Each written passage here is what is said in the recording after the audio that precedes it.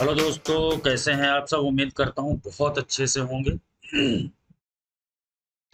उत्तर प्रदेश के सभी समाचार पत्रों में आगे आज जो है एक न्यूज बड़ी ही प्रमुखता के साथ छपी हुई है, जिसमें कहा गया है कि जून से धीरे धीरे करके यानी चरणबद्ध तरीके से लॉकडाउन को समाप्त कर दिया जाएगा। ऐसा सभी समाचार पत्रों में छपा हुआ है। तो ऐसे में बात आती है आपके उप निरीक्षक यानी एसआई वाले एग्जाम्स वगैरह की। ठीक है कि आखिरकार इसका कब तक पेपर होगा और कितना समय बचा है आपके पास तैयारी के लिए, या पेपर होने से पहले का जो टाइम है। इतने कम समय में तैयारी कैसे करें, किस तरीके से तैयारी करें कि आपका इस बार हर हाल में सिलेक्शन हो जाए, कौन से सब्जेक्ट को अधिक से अधिक पढ़ें, ज़्यादा से ज़्यादा पढ़ें। ठीक है, इसके अलावा पढ़ाई का तरीका क्या होना चाहिए। और इन सब से बड़ी बात जो आज के समाचार पत्रों में प्रमुखता से छपी है वो है कि हाई कोर्ट से एक न्यूज यूपीएसआई से संबंधित निकल करके आई है। उसे हम जानेंगे कि आखिरकार ये क्या है पूरा मैटर। ठीक है, तो चलिए वीडियो को प्रारंभ करते हैं। पहला पॉइंट कि आखिरकार कब तक होगा आपका पेपर। ठीक है, तो यूपीएसआई के बारे में आपको बता दूं, जिस तरीके से अगर मान लीजिए कि जून में लॉकडाउन खत्म कर देते हैं, ठीक है, जून लास्ट तक, तो ये मान के चलिए जुलाई अगस्त 2 महीने का टाइम आपके पास है। और हर हाल में जो है, हर हाल में सितंबर में पेपर आपका हो जाएगा। ठीक है, सितंबर में आपका एग्जाम हो सकता है। अब आप खुद आइडिया लगाएं कि कितना समय बचा है आपके पास। ठीक है, जून लगभग लगभग ये मान के चलो स्टार्ट ही होने वाला है, और जो है सितंबर में पेपर हो जाने वाला है। तो कितना समय बचा है क्योंकि जैसे ही ये लॉकडाउन खत्म होगा उसके तुरंत बाद जो है एसआई का ही एग्जाम होना है। तो याद रखना बहुत अच्छे से और ढंग से। अगर आपको ये लग रहा है कि भाई अभी हमारे पास बहुत ज़्यादा टाइम है, तो ये बिल्कुल गलत सोच है। अभी से तत्काल प्रभाव से आप जो है तैयारी के लिए, अगर वाकई में आप सीरियस हैं और कुछ बनना चाहते हैं, सही बनना चाहते हैं, एक सम्मानित पद लेना चाहते हैं, तो तुरंत जो है तैयारी में जुट जाए। जिन आपको बता दूं कि जिन अभ्यर्थियों ने फॉर्म भरा हुआ है, ठीक है, जिन अभ्यर्थियों ने फॉर्म भरा हुआ है वो उसी दिन से ही लगातार मेहनत कर रहे हैं। ठीक है, यानी कि एक तरीके से अथक प्रयास करना होगा आपको भी, तभी कुछ काम बन पाएगा। और तभी से आज तक लगातार वो लगे पड़े हैं, तैयारी कर रहे हैं। ऐसा नहीं है कि अब लॉकडाउन लग गया तो बिल्कुल घर में बैठ गए। हर व्यक्ति ने, हर कैंडिडेट ने, हर अभ्यर्थी ने कहीं ना कहीं अपनी जो है क्लासेस ले रहा है, ऑनलाइन ही सही, ऑफलाइन तो बंद है, सभी को पता है। अभी कुछ पता भी नहीं है कि कब तक ओपन होंगे। तो सारी चीजें ऑनलाइन चल रही हैं और संभावना यही है कि अभी ऑनलाइन ही चलेगा। ठीक है, लॉकडाउन खुलता है उसके बाद देखते हैं कि भाई कब तक कोचिंग वगैरह खुलते हैं, लेकिन अभी कुछ नहीं कहा जा सकता इस मैटर में।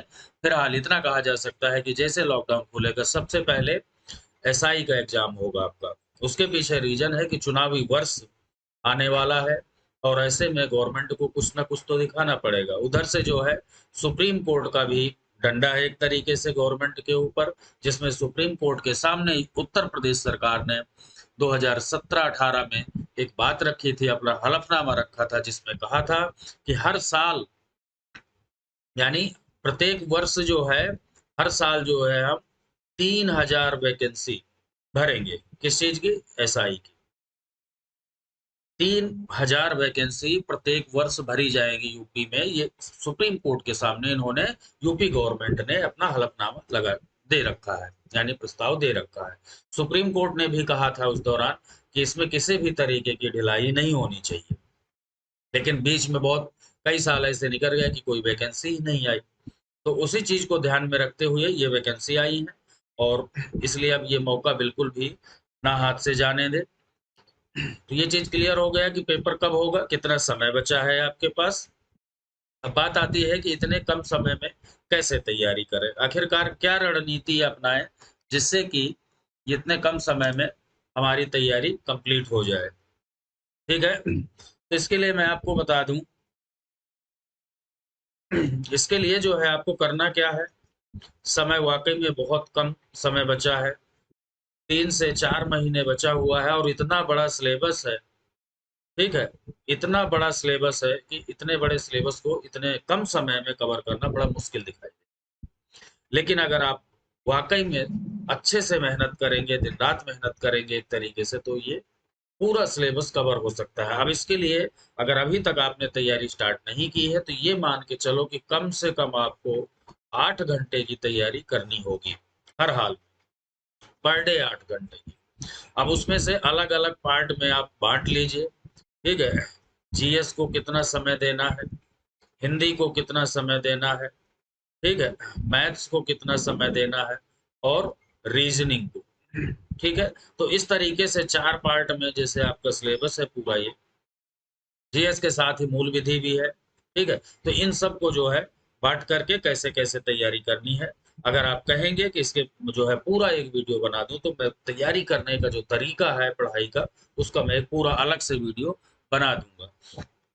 बात आती है फिर नेक्स्ट जो टॉपिक है हमारा, कि सिलेक्शन कैसे हो। आपको पता है कि अगर अथक प्रयास करेंगे, अच्छी मेहनत करेंगे, तभी सिलेक्शन होगा। मैंने बताया कि बहुत सारे स्टूडेंट दिन रात लगे पड़े हैं कि उन्हें हर हाल में एक ही चीज दिखाई दे रही है, वो है एसआई, कि मुझे हर हाल में जो है इस बार 2 स्टार अपने कंधे पे लगवाने हैं। ठीक है, बात आती है कौन से सब्जेक्ट ज्यादा पढ़े, यानी किस सब्जेक्ट को प्राथमिकता दें हम लोग तैयारी के पर्पज से। तो यहाँ पे देखिए जीएस और मूल विधि दोनों दिया हुआ है आपके सिलेबस में, सिलेबस आपको पता ही है। तो जीएस वाले पोर्शन में जो मूल विधि है उसका भी अहम रोल है। ठीक है, तो जीएस के अंतर्गत आप जो है, एक तो मॉडर्न हिस्ट्री वाला पार्ट, हिस्ट्री देखिए 3 पार्ट में बटा हुआ है, सभी को पता है, लेकिन उसमें जो है मॉडर्न हिस्ट्री पे ज्यादा ध्यान देना है। कॉन्स्टिट्यूशन आपको करना ही करना है हर हाल में, क्योंकि कॉन्स्टिट्यूशन यानी पॉलिटी से ज्यादा क्वेश्चन आएंगे, तो कॉन्स्टिट्यूशन वाला पार्ट आपको अच्छे से करना है। ये 2 हो गए। इसके अलावा मूल विधि वाला जो टॉपिक है, मूल विधि वाला भी अच्छे से करना है। साथ में जो है करंट जीएस से भी क्वेश्चन आएंगे, तो करंट वाले को भी नहीं छोड़ना। जनगणना वाला जो टॉपिक है, सेंसस वाला, उसे भी आपको करना है। एक यूपी, यूपी स्पेशल से क्वेश्चन जरूर आएंगे भाई, तो यूपी जीएस से संबंधित भी आपको क्वेश्चन करने हैं। यानी जीएस का बहुत बड़ा पार्ट है। इसके अलावा साइंस है, इकोनॉमिक्स है, ज्योग्राफी है, बहुत सारे सब्जेक्ट है, वो सब आपको करना है। तभी तो मैं कह रहा हूँ समय बहुत कम बचा हुआ है। बात आती है हिंदी। ठीक है, हिंदी और रीजनिंग ये दोनों सब्जेक्ट ऐसे हैं कि ये मान के चलो कि 40 में से आप यहाँ पर 38 क्वेश्चन दोनों में से ला सकते हैं अगर अच्छी तैयारी करते हैं तो। ये सच है बिल्कुल। और ऐसे क्वेश्चन जो है, इतने इतने क्वेश्चन स्टूडेंट लेके भी आए पहले वाले एग्जाम में, ऐसा नहीं है कि नहीं लाया जा सकता। तो ये दोनों जो सब्जेक्ट है, इन्हें खास तौर से थोड़ा सा अगर इन पे ध्यान दे लेंगे, तो ये मान के चलो कि इतने क्वेश्चन आपके पक्के हो गए। अब बाकी देखिए किसी का अगर जीएस सही है तो सीधी सी बात है मैथ कमजोर होगा, और मैथ सही है तो जीएस कहीं ना कहीं कमजोर होगा। दोनों बहुत कम ऐसे रेयर केसेस है जहां पे दोनों सब्जेक्ट जो है कंप्लीट मिलते हैं। तो बात करते हैं यहाँ पर मैथ्स की।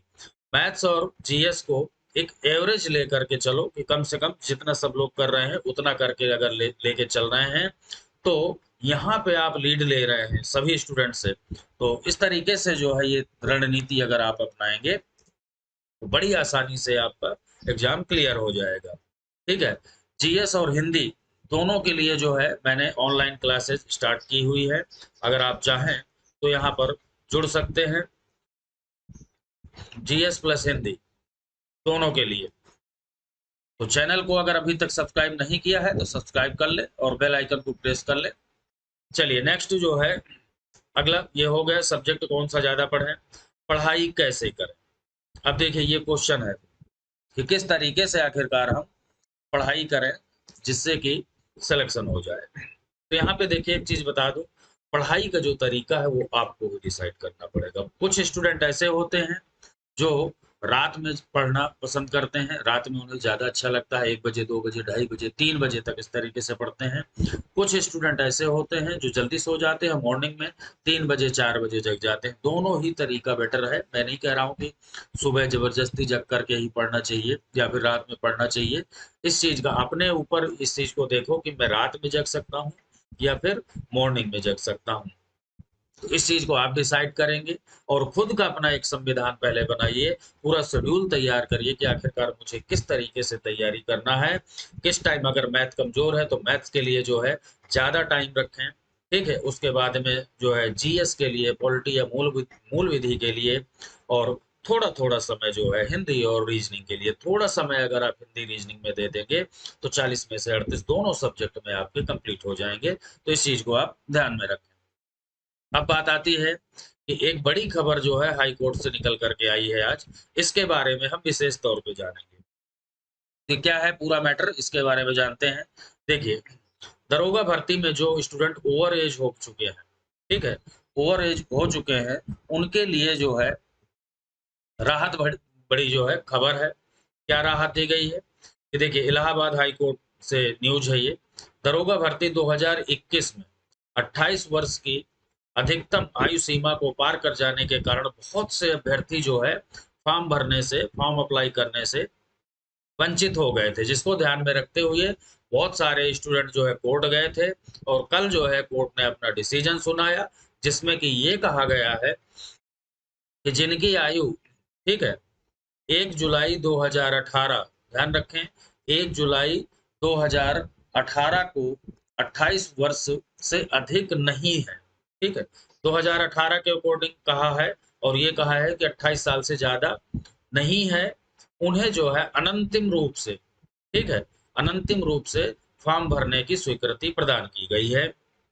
चलिए, और ये भी कोर्ट ने कहा है कि ऐसे अभ्यर्थियों का जो परिणाम होगा वो न्यायालय की अनुमति के बिना घोषित नहीं किया जाएगा, ठीक है। यानी न्यायालय के अधीन ही रहेगा इनका रिजल्ट, और उन्हीं के निर्देशन में ही घोषित किया जाएगा।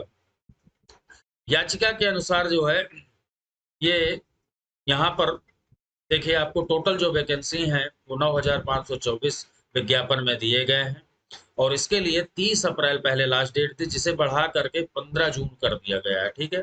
15 जून लास्ट डेट है। अगर अभी तक किसी ने फॉर्म नहीं भरा है तो फॉर्म भर सकता है, ठीक है।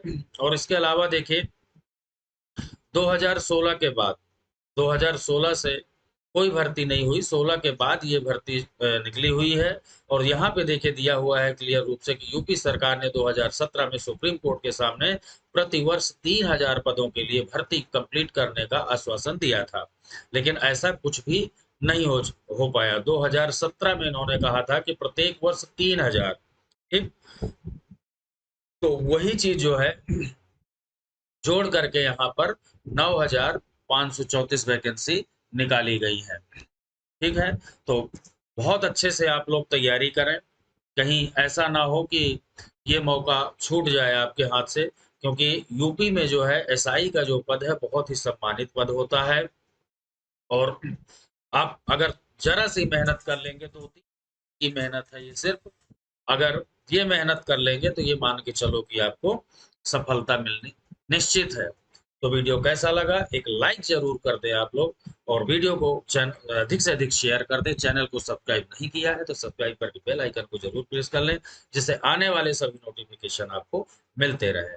मिलते हैं नेक्स्ट जानकारी नेक्स्ट वीडियो में, तब तक के लिए